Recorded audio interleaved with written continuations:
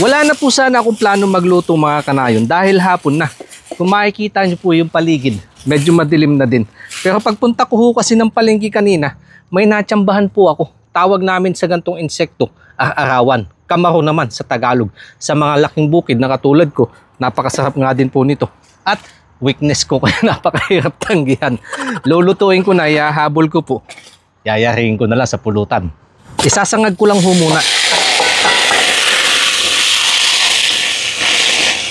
Saka patutuyuan ko pa ho ulit dito sa suka.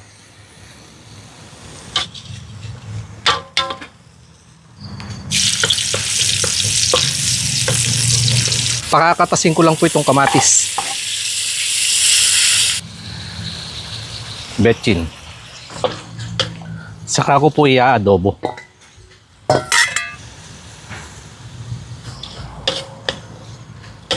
Para naman po may kaunting dagdag na gana. Patutuyuan ko lang ulit yan ng katas. Ayos na.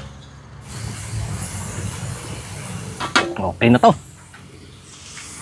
Tabi-tabi po muna sa mga kanayon natin dyan na hindi kumakain ng gantong insekto. Pero sa Pampanga, special po yan. Meron nga silang tinatawag na Kamaro Festival. At sa amin po sa norte, halos pumapatak ng 2 pesos isang piraso. Ganyan po yan ka-special.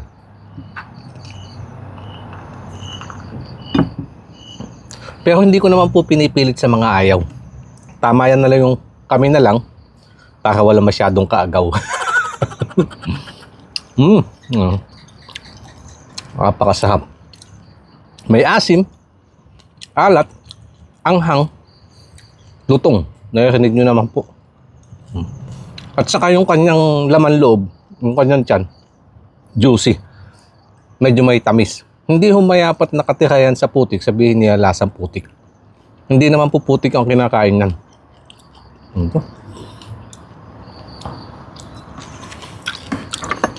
Hindi nga po yan masarap pag yung kinukutsara-kutsara. Masarap yan pag yung gantong dinadampot-dampot lang. Kasi pag kinutsara yan ay ubos agad. Lalo na kapag may kasama kang medyo malakas mamulutan. Itago mo muna, hintayin mo muna siya malasing bago mo ilabas. Marami.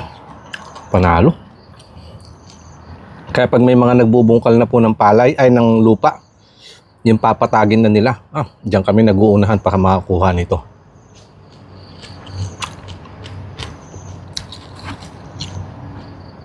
At kung kumakain ka din ng gantong insekto, pa-comment naman po below kung sa anong paraan naman dyan yung lugar eto pasarapin. Sumisipol na yung anghang.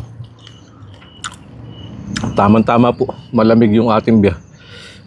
Nag-yelo, nililigo sa yelo.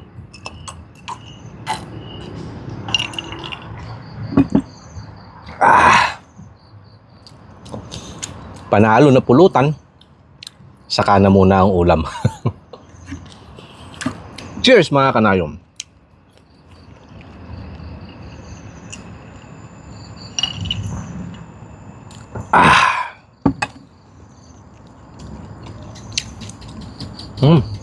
Sarap.